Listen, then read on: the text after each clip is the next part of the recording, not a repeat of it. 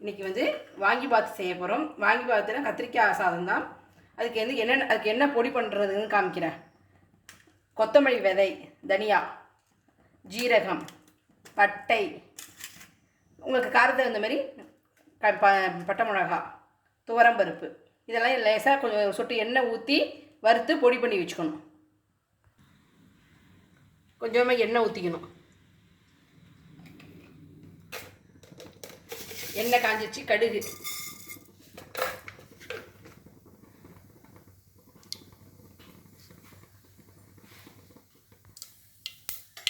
கடுகு வெடிச்சிருச்சு. கருவேப்பிலை, முந்திரி நல்லா சவக்க வறுக்கணும். 2 பச்சை மிளகாய்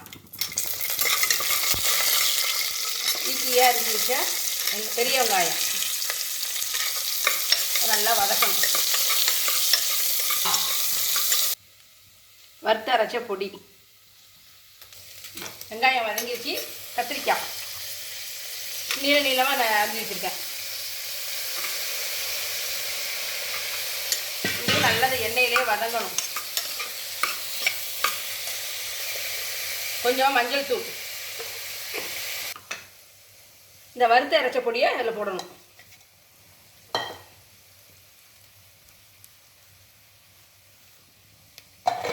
அதுவும் நல்ல இந்த கத்திரிக்காயோட நல்லா வதங்கணும். ஒரு வதக்கிடும். 1 டம்ளர் அரிசி போட்டிருக்கேன். 1 டம்ளருக்கு 2.5 டம்ளர் தண்ணி ஊற்றணும்.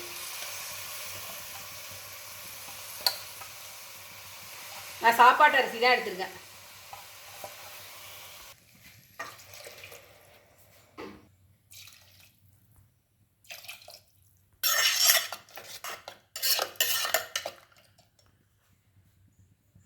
இது தேவையான உப்பு போட்டு நல்லா ஒரு கிண்டி விட்டுறணும். பச்சை கொத்தமல்லி,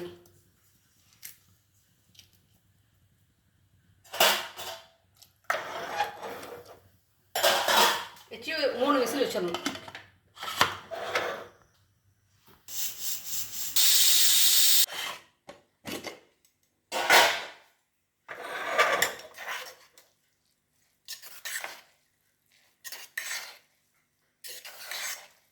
வாங்கி பாத்து ரெடி. நீங்களே இது மாதிரி ஒரு தடவை வாங்கி பார்த்து செஞ்சு பாருங்கள். செம்ம டேஸ்ட்டாக இருக்கும்.